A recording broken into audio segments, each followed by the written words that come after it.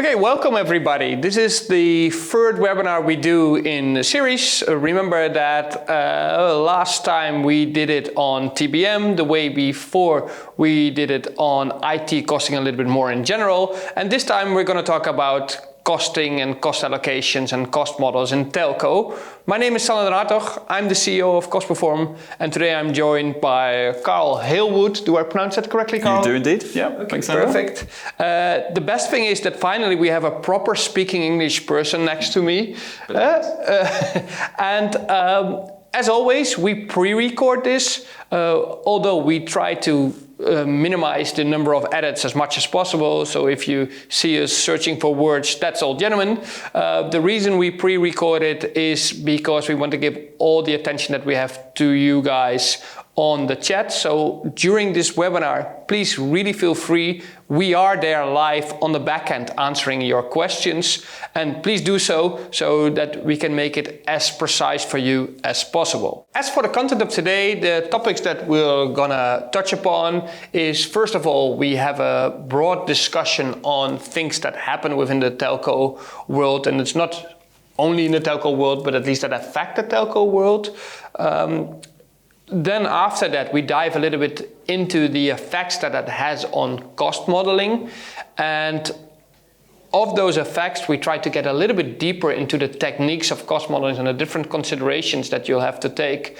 And you'll see us discuss quite some elements that we usually have with clients as well. Yes. And last but not least, we end up with a case study of BT Group, where we will conclude this webinar. It will take on and about, I would say, 45-50 minutes. That's what we're aiming for today. That being said, maybe a short introduction, Carl, about yourself? Thank you, Sander, and thanks for inviting me to talk on today. So I'm Carl Halewood. I've worked in telco. I've had the pleasure of being a telco enthusiast, I would say, for over a decade now. I've worked in operators where I've been in the commercial finance teams, working on the deals and how you price products. I've worked alongside as the finance support operational teams, building the networks, repairing the networks. And I spent a lot of time specializing in the regulatory side of telecom as well. So that's working for the regulated in the operator, explaining and discussing methodologies and regulations with the regulator, or supporting the regulators when they're applying and bringing in new rules into different markets. So had the joy of doing that, and across the globe as well in many different markets. And pleasure to see many people on the call today who are recognized as people who we've worked with as well. So a very broad experience indeed. Yes. So that's perfect. In terms of the broad experience, mine is as broad as you can think of in terms of cost allocations, but not as deep into telco. So my role is pretty much to assist Carl here. He has prepared lots of the presentation and the slides, and I will be sort of like pinching you for certain questions. That's why I have it here prepared. Those are the same slides that you guys will see on the screen. With no further ado, let's get started, Carl. The floor is a little bit yours, and I'll interrupt you whenever I can. Please do. So first thing I thought we'd start with is the hot topics in telco today. Now, what you see on the slide there in front of you is actually lots of things going on. And taking a step back, it's not been forever in telco that we could say it's a fast-moving market with lots and lots going on. Gone are all those days of markets just having one operator running the network and selling to retailers themselves, and a very slow-moving network. The country I'm from, in Britain, the networks were built in the 1980s for phone calls and kept working and are being switched off in the coming years, so would last 40, 50 years, and investments were for a lifetime. That's not today. So the market is moving fast. It's more integrated with global trends, the big geopolitical movements, macroeconomic movements, which we all know very well, are impacting this market like never before. So, one thing I wouldn't go into is what specifically those geopolitical macroeconomic things are, because by the time we start the slides and end the slides, they'll probably change with the pace of change at the moment. Very well certain said, governments we know. Yeah. But the fact that we are so intertwined with those, which I think in the past, individual countries, and see there's people from different places on today, we are all intertwined. And there's great examples in our supply chains where the modern telco network is made up of goods from across the world. That can be from essentially across Europe, if you're a European one, or bringing things in from the Far East or America. A very big shared network. So some of the things we see here are heightened by that globalization that we have. I won't go through every single one. And one of the things I maybe wanted to talk through as an example of that intertwinedness, which I think exemplifies a lot of this, is some of the rules that we're seeing around Huawei today, for example, where lots of networks, particularly over in America, but also around Europe, have been forced to review their policy of certain foreign suppliers, been able to take it out of their core networks that they use for 5G as well as for their broadband. They've had to review their policies around handsets, and now there's lots of talk about reviewing the policy about chips of theirs. And it's an interesting one where it crosses over regulatory matters that we see. Lots of the things you'll be seeing on here on the screen today are impacting it, but it's a supply chain choice. And it's really, but this is a relatively simple situation where you have to buy from different suppliers for different prices because of a regulation change in these elements. Right. On another intertwined level, I remember, and I'm getting a little bit old here, all those auctions, at least that we used to have here in the Netherlands, for the different 4Gs, 5G networks and upcoming, and that had everything to do, okay, with all the investments that you had to do for all those years. Currently, I'm just like a consumer here. I see all those polls with where you have the network physical capabilities that give you the coverage. Yep. Is there anything like, is that going to be the same in the coming years, or is there also like big technology changes in the sense that you maybe don't need those big investments anymore? Is that? Yes and no. So there will be change. Let's say 6G is going to come. We're all getting familiar with 5G, and before we know it, 6G will be there. So there's going to be big investments in networks, and you will still see physical access, physical assets around the country as you drive around. You will have auctions for spectrum licenses, which will continue. So they'll just be on different bandwidths. What we saw with 3G moving to 4G to 5G is moving from low bandwidth up to kind of higher bandwidths and different spectrums being sold essentially.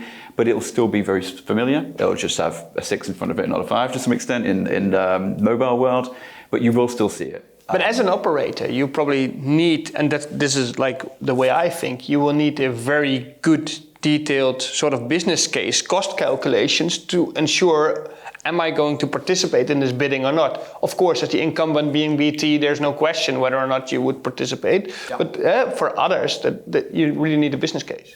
Completely you would. And what we're seeing at the moment, again, is you tie together the telco moves, which is a lot of reinvestment across different global markets into their full fiber solution for the fixed broadband, and at the moment moving into 5G, and some countries still moving into 4G, potentially 6G coming up soon, it's a big capex heavy investment at a time where actually getting funding and getting debt is not very difficult, but it's not an easy market. It's not typically across the world a low debt environment. You're paying a lot on interest rates. So you've got to be really sure of your business case when you're investing. You need to know what the returns are going to be, and the return has to be over a shorter period than long, because... Yeah, which brings us back to geopolitical countries like, for example, China could actually come in and say, okay, for whatever like certain thing that I want in return, I can build your 5G, I can build your 6G, things like that. And one of the big pushbacks, and that's why I use the Huawei example, is that actually a lot of their technology is ahead of their competitors. So if you're a country who wants to go fast and move up to quicker speeds, to quicker solutions, the companies want to invest in those. They don't necessarily want to choose competitors whose stuff might not be quite as good. So you've got this helping the consumer get to things quickly versus maybe national security debates that some countries are having more than others. So it's interesting, and there's this massive overlap and linkage, which we haven't really seen as much before, and it's more today than ever with those big macro and geopolitical ones. And then there's some things that I say are telco specific, but I think lead in quite nicely afterwards, like competition from satellite, mobile only, and new entrants I've called out on here. So in the past, competition in telco, going back a few years here, has largely been one operator with a monopoly, sometimes doing the network arm and the retail arm. Over time, we've seen a lot of disaggregation, I'll say kind of regulators typically pushing to break up the retail arm to forcing competition, but this is just maybe one network operator. But what we now see, if you fast forward to today, is lots of competition at the retail level, both in mobile products, both in broadband products, more growing competition at the other parts of the network, but other solutions coming out. So would you even need a fixed access today for the laptop that I'm using for this call? Or could I have tethered it and done a hotspot off my mobile and not had any kind of fixed line connection? Could I have used satellite technology instead? So there's new entrants to the markets coming in, and the market's going to look very different in 5 years than how telco has traditionally felt. Big crossover with techcos moving in slightly. Amazon owns a lot of the satellites, so are they going to be eating into the space? A lot of movement from media companies or telcos getting involved in media, trying to sell solutions that do TV as well as home wired phones as well as mobile. Well, I can see it even at home. Every now and again, I think that my 5G, I was like, okay, why do I actually still have a fixed line at my home if I can just use it with my phone? But then I have 2 of my children want a game or want to stream Netflix, and they'll start complaining about the 5G. Yeah, exactly that. And the speed of which we're going to increasingly use bandwidth. So with the connected home, everyone thinks we're going to be using more and more of our devices will be connected, and the speed of which we'll need for those will increase. But at the same time, competition for certain products which we've had been dominating the market, like fixed broadband. Once 6G comes in, and particularly 5G in lots of areas, it can be better and it can be more reliant than a fixed connection. Satellite, who knows when it'll be a true competitor, but you're getting choices. And at the same time, when you're trying to make big investments in new technology, borrowing a lot of money to do so, you need security. And telco is a changing market at the moment, and the definition of where telco starts and ends, and a lot of the media and other tech companies and even AI or even data centers are becoming quite blurred lines. Yeah. So a lot of what you see today is therefore insecurity, uncertainty, political landscape impacting you maybe more than ever, and the need to drive costs down. So a lot of other things we shared, which I won't go through, just highlight more than ever the need to focus on cost optimization.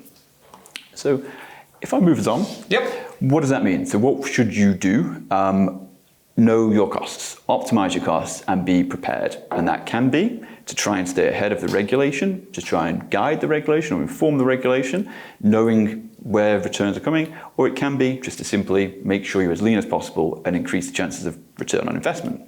So when we say cost optimization, what I lean towards is product profitability. Know where you're making returns and where you're not making returns. Now, from a commercial angle, what we're showing on the slide there is, should you trade more of something else? Should you pivot and offer a certain bundle that'll increase the likelihood of a certain product taking off? Or should you watch in case certain cost prices go up? But know the answer to those questions. Have something where you can do iterations, work to understand those rather than have them happen to you and react. And from a regulatory perspective, be proactive and know where you're making returns above weighted average cost of capital, expected returns, and know where you may be challenged. And one of the things that I find as a consumer very, I would say, confusing is that all the time, whenever I have to do a new bundle, especially for my children and everything, then if you look 2 years back, the whole structure of the bundles is always different. First you had unlimited text messages, and then you had 5 gigabytes of data, and then you had unlimited calls, but now it's unlimited data, and then you have a limitation on calls, so it changes all the time, which I find a little bit strange, while on the back of it, it's still the same network. Yep. It's still the same infrastructure. So why is if the cost price is actually built out of the same components, why is then the selling price built out of different components? I think it's the speed of change in the market, and it's a really interesting topic you bring up, how fast the retail solution is changing. We used to just buy minutes or pay for a call plan based on how much those calls would be. And the speed of change in the market is to some extent maybe outpaced what we're seeing offered sometimes by the retailers. What you want as a consumer is unlimited data. Minutes and calls feels like and text messages, I should say, are old technology for a lot of people, so you almost expect them to be bundled in. And what a lot of people are looking for is those almost add-ons, as we might see them, which is, do I get some kind of TV package along with this? And so the speed of change is driving it to be different every few years. The consumers and the consumers want different things, but what we're seeing is the regulation as well in the markets can't keep up with the speed of change, which I find fascinating. You set prices based on how much it is per text or how much people should charge per minute, but at the same time, people are getting unlimited bundles constantly and changing how they do it. So it's very fast moving. Yes, it causes a bit of difficulty from comparing what your price might be, but I think it's just to keep up with what we want. So So it's more based, like pricing is much more based on needs of clients than it's based on costs of the operations. In my mind, it is. It's trying to react to how we use our devices today and trying to move us maybe into a market where we rely on faster data. So a lot of the operators, they're making big investments in tools that can handle very fast information. So if you're investing in 5G or full fiber broadband, you want people to be using a lot of internet. So you almost want to incentivize full bandwidth usage. You don't want to be limiting what people can access. You want to move them up onto your faster products and grow a reliance. Only that way will people be further increased into gaming and then be almost stuck on the faster speed products and have to use such investment. So it pays off the more you can increase it. Yeah, and to pivot that a little bit to cost modeling and cost allocations, if that is the case, that we are much more pricing indeed in case of the needs of the different consumers that are out there, yeah. And the disentanglement is coming from the real cost base, I would, and this is a little bit, of course, me being subjective here, but I would reckon that increases the need for getting that transparency link to prices and cost and profitability. It does, and I think the speed of change in the market as well, and the different options, and this is something we'll go into today, the different options of how to report mean that you need to have transparency in lots of different ways. You can't stick with a fixed way of understanding your products. You need to be versatile. So you need to be able to have a transparent way of costing certain solutions. So if we give unlimited broadband, but we have a certain cost on minutes and we maybe charge for the TV element, or we just offer it as a bundle. You need to know how much that's going to cost. But if you change that around, you need to be able to understand the dynamics behind that as well. So more transparency and being able to iterations, essentially create iterations and understand the best option for you. As well as there's more competition now in the market than ever. Be reactive. So you might not be the one driving the change, but you might be reactive. Someone else offers a different bundle, a different format for offering what you often see as kind of quad play, which is your mobile, your fixed line in your home, your broadband, your TV. Someone might change that round, offer something else, such as kind of cloud storage. You need to be able to understand what the cost or pricing could be if you follow suit. Interesting. So if I move us on then to say, well, actually quite core to your business is knowing product profitability, to be able to then optimize your cost. Now, very familiar with a lot of people on the call today will be that the core way, and the way I've always looked at that, is using ABC, so activity-based costing. Now, most people will be familiar with what activity-based costing is, but let's just take a step back and understand the way you can often do it. Now, this is usually my slide, guys, but now I'll let him do it. I could hand over and let you do this, I'm sure. Go ahead. But you can do top down, bottom up. I'm going to start with costs and explain what those mean in a moment. But you look at your costings first, if you wanted to start at the top, and you would say, how much have we incurred as costs this year? Previously, look at our fixed asset registers and what is it that we've spent. So look at your accounting. Look at then the resources. So you could study and say, well, we've got this many employees, we've got this many assets. What is it therefore that we have in the business? What are the activities then that they do? So those employees, do they run call centers and talk to clients and make sales, or do they connect customers and do part of the networking when a sale's gone through? Similarly for the assets, what is it that they are being used for? And then using those pieces of information, working through them all, you can then allocate costs or activities or volumes to your products and services. What is it that you sell? What is it that the customer ends up with? Standard activity-based costing processes, but you can start anywhere. You can start from the bottom, work out what is it that we want to sell? What kind of change do we want to do to the product and service solution? What activities might then be needed? What resources would we need in order to do those activities? And then what would the costs be? So different starting points, and I think we often recommend a kind of hybrid model, right? Start with lots of different positions. It's not binary. Yeah, and I mean, this is like the core of, the 125 clients that we currently have. This is the core thinking, but it all has different angles where they start and everything. So the hybrid is very logical. Completely. And because most people, therefore, are fairly familiar with that, I wanted to draw it out slightly more, as particularly for telecoms, how we do it, but actually probably most clients that use cost-perform software for ABC modeling. So your general ledger, costs and revenues, as well as fixed asset registers to try and make sure that we're looking at returns on assets would be pushed through. So they're the things we're going to allocate in this model, starting with the costs. But But we're also going to gather a lot of data about activities and resources. So looking out what is it that we know about the business, what information is out there to inform the allocations that we do. And then there's choices about whether you would directly allocate, use fixed apportionments or model-based apportionments. Now, I'll define what those are in a second, but they are choices. There's no fixed rule. There's no best way of doing this activity-based costing. And often it's informed by the above. How much cost is in a certain place, whether there's good data about the activities and good data about the resourcing will impact which we choose, in order to then be able to use a tool such as Cost Perform over multiple layers, again, something we'll explain, to be able to see your product profitability and optimize your costs. Yeah, the element here that for me is pretty like telco specific or maybe even utility specific as well is if you look at the fixed apportion rules of your fixed asset register, if you look at a lot of our clients, they're, for example, either government or banking or whatever, the whole fixed asset register is relatively small in the whole element of allocating cost. But here in telco, and say, for example, energy companies as well, it's huge because that's where all your investment is. And that has been done in a CapEx way. Mm-hmm. And to allocate that out, that is, I think, pretty specific for telco. Won't you agree? I would agree. It is a very, very important piece. The bets people place in telco are long-term bets. So when you're building 5G infrastructure, when you're building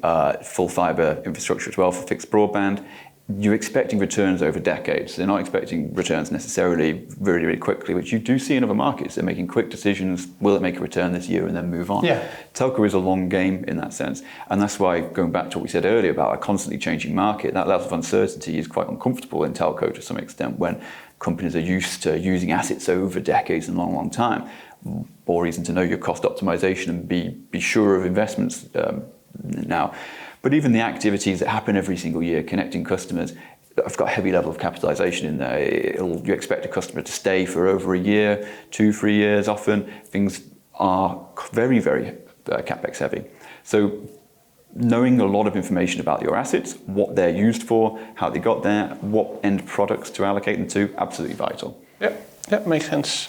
So yes, I might move us on and try to talk a little bit about how you would start. So let's dive in a little bit more into telcos, get some examples as to the decisions you might want to make. So there's 5 areas which we could cover today, which are which elements to even isolate. So I've said start and look at your costs and look at your fixed asset register, but that's your data is often viewed as a kind of cube, right? You've got lots of different cuts that you could do of your general ledger. What is it that you allocate? Is there a fixed rule? Is there a best way or not? Secondly, what to do if there are multiple options. There always are, and there is no right answer, but is there some guidance we can give or help? Use an example of methodology choices, because even once we've isolated what we want to do and learned a little about how we might want to do it, there's still choices that you could do, and we'll go through one example there. And then actually how we do these ABC attributions in Cost Perform, how it looks, what layers are, I mentioned them earlier, what that actually looks like. And it's essentially applying some of the fixed structure of an ABC model into a system, so it's not all held elsewhere, and to automate it and speed up the iterations, and then loads of other considerations which we could cover. So yeah, I might dive into the first one. Yeah, go ahead. Yeah. And I wanted to give an example, a telco example of this. So if you're looking at your general ledger or your fixed asset register, we'll talk to the NOC, they're often called, to the Network Operations Center. So in case which it's not clear, it's, say, you've got a network that's running all the time. As a operator, you will have a team, I'll call it the war room of team, looking at different screens, big screens all over, like Wall Street traders, understanding where's the network gone down, what's the performance like, hang on, too much usage over here, hang on, something's broken over there. So it's like your live 24-hour engine room, overseeing it all. Yeah. Kind of crisis management. I always see them like a cybersecurity team where they're looking for breakages in and they're fighting. And that is like a 24-hour job there? There is a 24-hour job. The NOC has typically been human-based 24 hours. You can imagine there's some kind of AI versions coming in, and different companies are at different levels of ability of using that. But and just for me to visualize, they see a big map of the UK in this case, and they see red, green areas, things happening. There's probably a storm coming in, so that could be...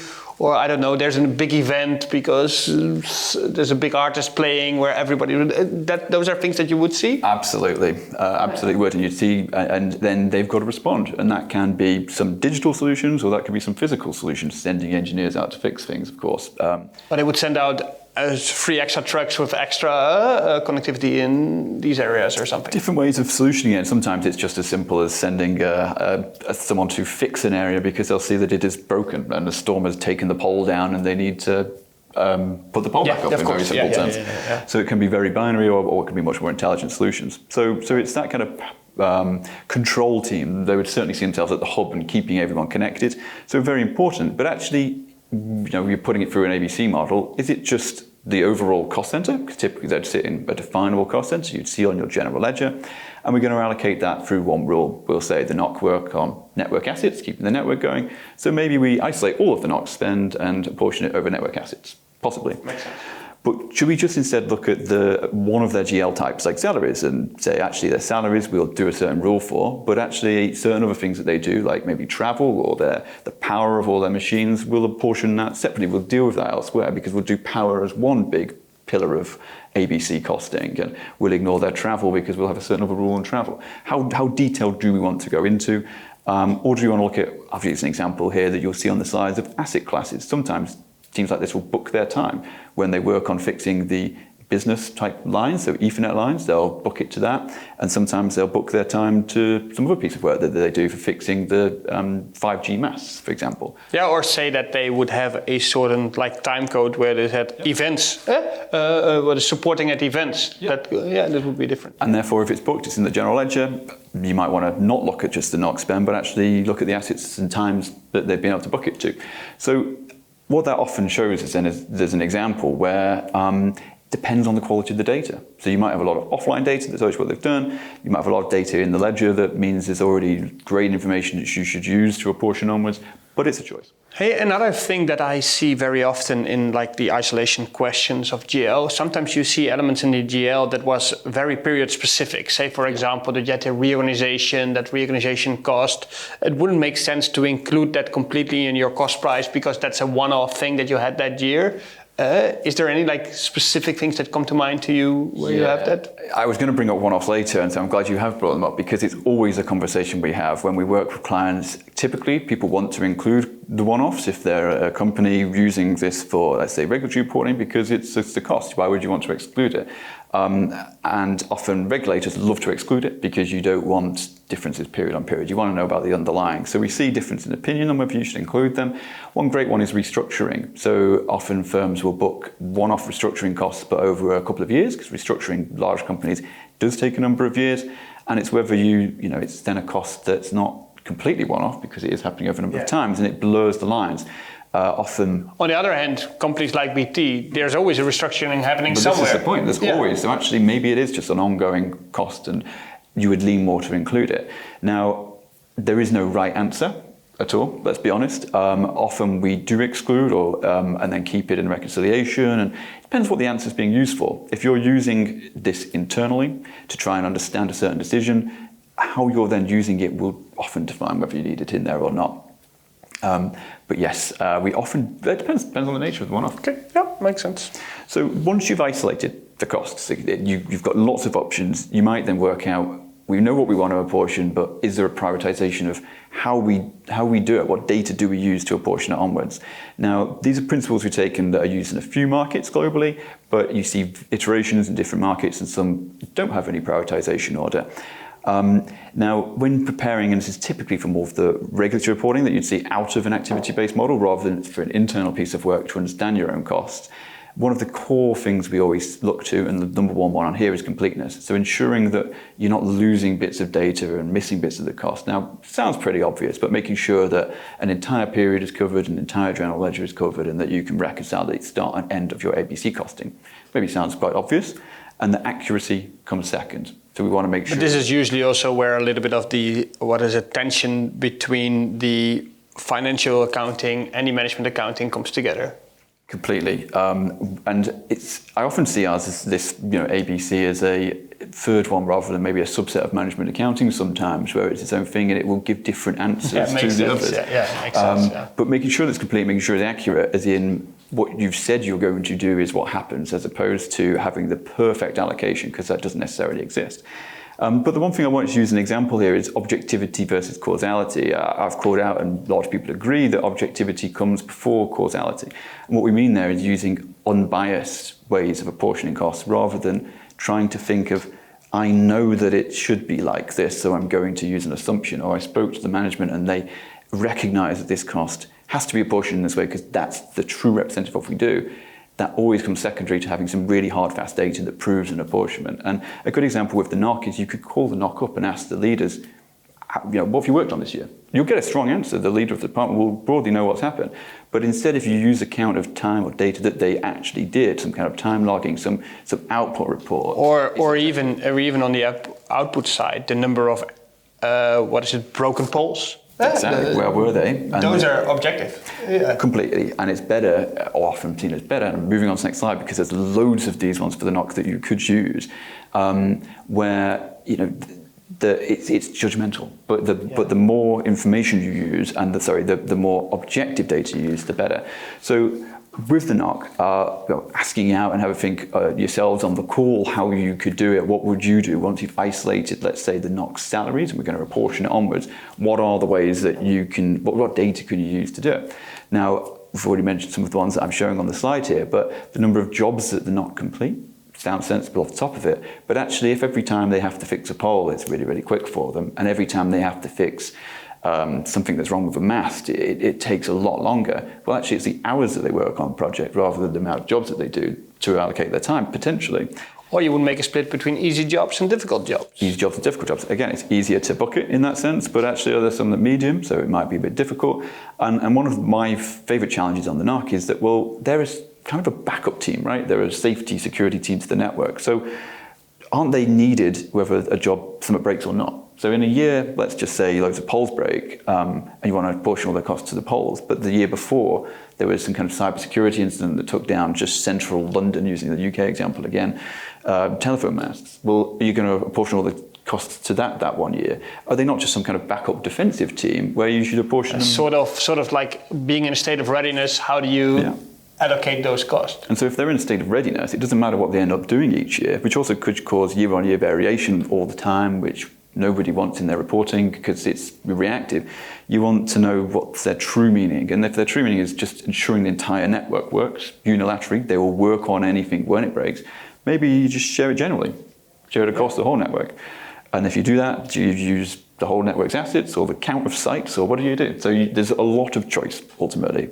And a lot of discussions then with the team to do so. A lot of discussions. As like, what is going to be a fair and interesting choice. Hey, and you've seen different telco providers. Do you see different choices all the time? All the time, constantly. Yeah. And sometimes that's logical in that you'll see different telco providers where they have a lot more spend in certain markets than others. I've seen one recently where the fuel is a higher spend to keep their network running than it is in other countries. And that could just be that that country has different energy policies. So they then do go into more detail on the fuel than perhaps, let's say fuel, but like that kind of power or energy costs than other ones do, where they treat it as general overhead, not geographical specific. And sometimes it's not logical, as in it's not based on materiality, it's just choice. Yep. And maybe for people good to know, those discussions had nothing to do with tooling. No. It's just making sound decisions on how you're going to allocate your cost and use your cost model independent of whatever tool you're using. Completely. And if it's dependent on anything, quite often it's just dependent on information, data. So some companies are great at recording information and some departments are great at recording information, and that's what differs the most. Yeah, okay, but I also would like to stress out, don't hide behind the fact that you don't have the information, because that's sometimes also happening. And I would say 9 out of 10 times there is a certain degree of information that you could use as a starting point. You don't, like you said before, you don't want to be 100% right. You want to make sure that you have a model that works next quarter. Completely. And what we often see when models aren't very accurate, or as in they're very generic and they've not got great information, it's because the team providing this information hasn't been empowered to go around the business and either find all of the good information or demand the good information, because you can change how a department works. You can ask them to book time, etc., in the NOC example, and to record better data for use here. And it goes back to, is ABC modeling just for like forced regulatory reporting in telco, or is it for commercial aspect. So the more the outcome of all of this work is being used, the more power the team building it have got, and the more you should therefore be able to get better data in. Makes sense. So I want to go into a little bit more information, more detail about what we call the layers and explain what they are. So once you've broadly worked out what costs and fixed assets we're going to use and apportion in, you know which methodologies you're going to use, such as direct allocations, fixed rules, or using offline models, collecting data each year to try and work out where to apportion. It's not just press go and system tells you your product profitability. What we typically do is an ABC model over a number of layers. So you'll have essentially one cost apportionment and revenue apportionment, then a second one, then a third one, and then a fourth one. Again, lots of people are familiar with this, but for those who aren't, why would we do that? Well, there's not just one step from general ledger through to products. You can do this over a number of different layers, but you can't just go straight there. What we often do is we'll first look at overheads. So what are the overheads in the business? The more generic, more shared things, and try and apportion those to the assets that they use. So that you do maybe layer one might be to apportion overheads onto assets, to therefore inflate the asset value. So it's not just their assets, but it's their usage of different overheads, and then try and move those assets to the products that use them, because there's more of a causal link between this asset definitely is used to sell their mobile product or to sell their broadband product.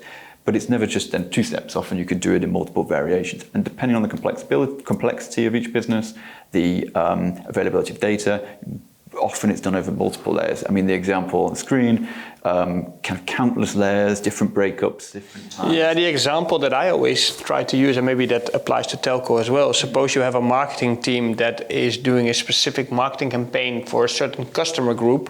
Say, for example, the elderly people like myself, having children in, adolescence area.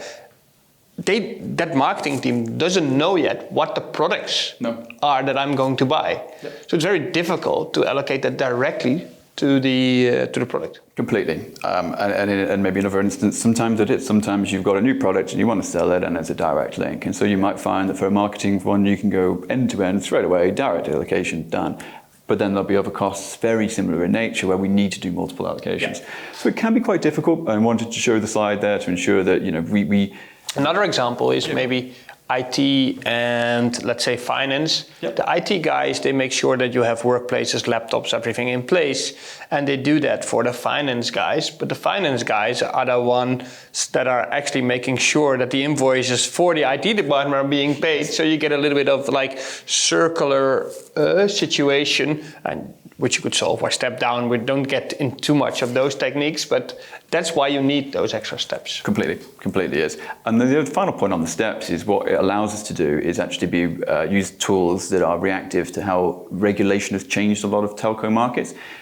Go back 5-10 years, in a lot of countries, it would be one incumbent operator, often ex-nationalized, where they own the entire end-to-end network. Whereas now what we've seen is regulators largely driving a disaggregation. So you'll have a network arm, and then you'll have the kind of retail market where it's separated out. And sometimes within the network operator, they've had to then separate further access to, for example, offer up access to some of their fixed infrastructure like ducts and poles.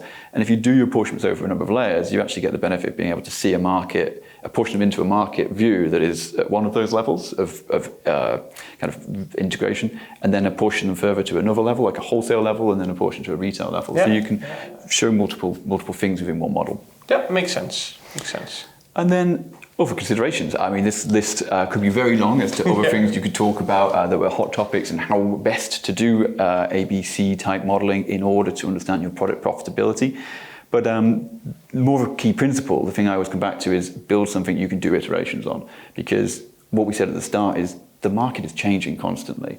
The products we're offering are changing constantly. The bundles that you've compared for on your current deal will be different to the bundles you'll get on your next deal. So if we've got something where different iterations are possible, absolutely needed in the current day market, either reactively to how the company is pricing or proactively to understand how they should price.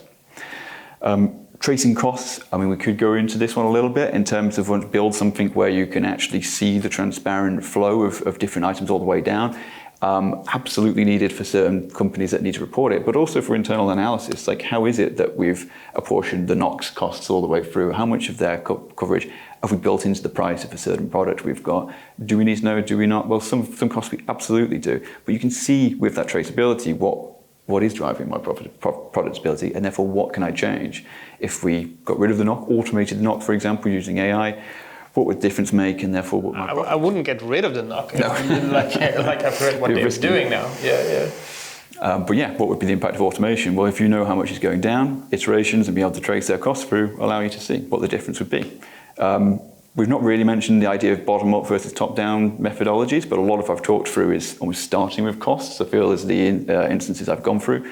But you can start with the products we want to be able to sell. So start with volumes as well. Start with volumes. Yeah. What volume might we have? If we change the bundling of our product or the offers, what would we need to be true in order to make a certain return? So there's different ways of being able to view it. So build a tool with the flexibility to choose.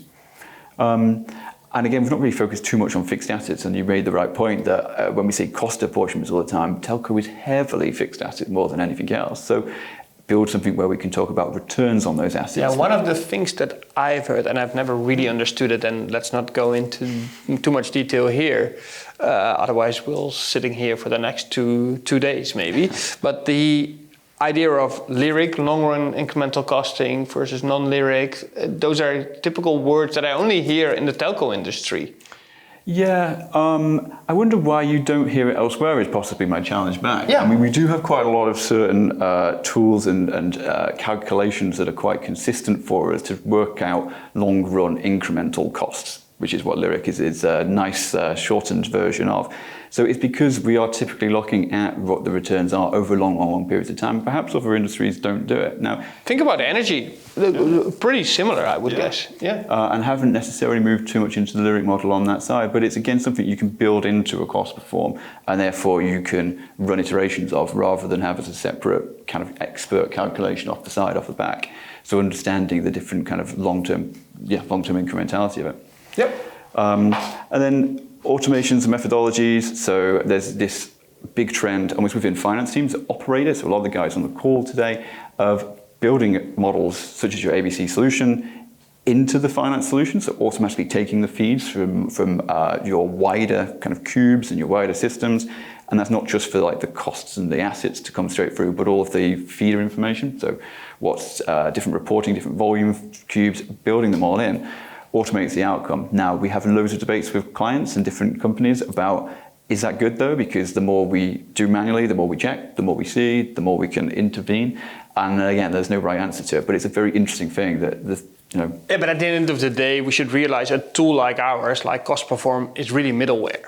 Yeah. There's data coming in, some calculations have to be done, and data has to get out. Absolutely. So the more you automate the data coming in and data coming out, the more you could actually spend on checking those elements. And the more you know the methodology, if you have a transparent tool where you can see what the method is, then you can change it in there. If you're automating things and then losing the transparency, that's when the danger comes. If you build something you can't see how it's working, there's your problems. But build something that's transparent, then you're spending time on analysis and on iterations. And I've talked about ABC and regulatory costing a lot because it's typically where we move to use these kind of tools in telco.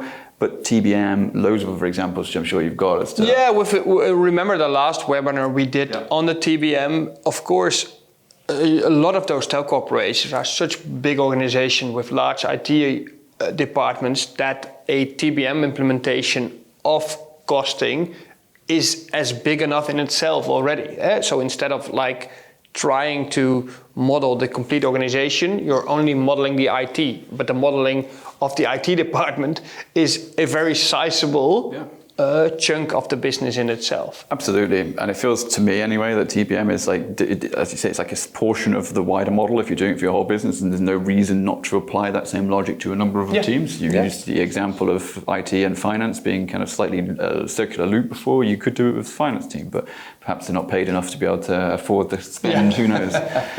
So I think that covers for us most of the hot topics I wanted to bring up, unless you've got any questions, Sander, about how... No, I think perfect. Maybe we could end it up with a little bit of a case study that you have. Of course. So one of the clients that we've brought Cost Perform into, or I've seen it used, was BT Group, where I've worked myself previously. So BT brought in Cost Perform as their ABC. They used to have Oracle. Yes. Yeah. Okay. So they used Oracle, and then they've tried actually a number of Oracle and SAP developed ones. So you take the core one and then you tweak the solution to what you need, as opposed to starting with maybe more of a bespoke ABC tool, if it's fair to call it that. Yeah, no, that's good. I don't feel offended by being called bespoke here. Yeah. No, it's good to be specialized. Yeah. And so building something internally, and I'm sure many of us have got examples of this, where a big off-the-shelf solution that isn't necessarily zoned towards ABC, with lots of amendments built on top of it, caused quite a lot of issues. So actually, slow running time is probably the main issue within the client. So we've got something that's taking a long time to run, at the same time as having a heavy regulatory regime, and this was being used for regulatory reporting, where the regulatory regime was, you've got these fixed deadlines and there is no way of missing them. So we need to do something really quickly versus slow tool. So, it doesn't go. And need for therefore something faster, but also something with a bit more fixed rules. I say transparency. Transparency is probably the word I should use. So one where everyone in the department can quite quickly see what's happening. Now, the challenge speaks for itself. The approach was actually replicate what we already wanted in the first place. So actually somewhere with a heavy regulatory regime is one that you often see has all of the rules written down quite clearly, because strong regulator understanding that they want the transparency themselves. So the approach was copy what we wanted was quite clear. But let's jump onto the outcome instead of talking through the building blocks. Very quickly, it's easy to see a tool where you can actually trace all the costs back to the top and understand that the inputs reconcile to the outputs. So big change. A lot of tools, and the ones used previously there, didn't have that inbuilt reporting in the same way to be able to drill down and roll up, as in be able to start at the bottom or start at the top and see where costs go and trace them through. That gives the power to the client, and BT in this case, to be able to see whether and at one point in time, I remember that even the regulator asked to be using Cost Perform to get indeed that transparent look on the model. It often happens because the regulator has then worse tools than the incumbent operator, the one being regulated, and they understand the power of it, and it would save them loads of time. So they always want it. To be honest. We have a similar situation in Qatar as well, where they do so. Where if they could, it would save loads of time, and they'd be able to first trace back. And checking for errors is often what the regulator side has to do, but manually, whereas the operator can just see what's apportioning all the way through. The old way they used to have to do was write letters and ask for, can you tell us how this apportions and how that works? If they had Cost Perform, done in 2 minutes. And so why CP over there? Well, what the client found is speed of returns, the iterations, endless.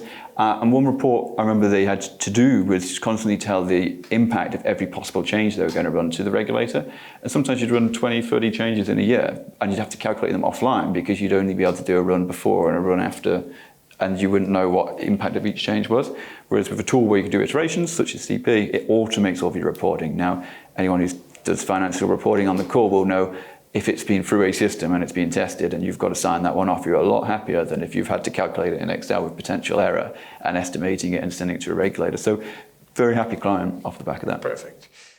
If anybody wants to have a little bit more information on this specific use case, we have a broader description that we can send to you. It's a PDF file. So please leave your name and contact details with us through any channel that you deem appropriate. We'll make sure it gets to you. And on another note, while we wrap this up, I would really sort of like to invite you guys to come to the costing conference that we are hosting the 2nd and 3rd of October in this year, so right after summer, right after your budget period. Please come over to Amsterdam. There will be several telco companies speaking about their journey or their considerations, things that we just talked about, and you can ask them and meet each other on different topics. Please be invited. You can find it on costingconference.com, but if you need more information, once again, just leave your contact details and we'll contact you. More than happy to see you there. With that, I'd like to thank Carl here for your broad discussions on all the things in telco. If anybody wants to have more detailed and wants to contact Carl, where can they contact you apart from Instagram? Yeah, it's preferably not on my Instagram or my TikTok. I will send my details in the chat. Thanks. We'll make sure that that will end up in the chat. With that, I'd like to thank you all for sitting in and watching this webinar. We'll be back with new webinars after the summer. We don't have the exact topics yet, but we hope to see you there. And please have a look on the announcements that we do, both from the newsletters and also on our socials, mostly LinkedIn. You'll see them coming by. And we hope to see you again. And wherever you are, in which time zone, I wish you a lovely rest of your day.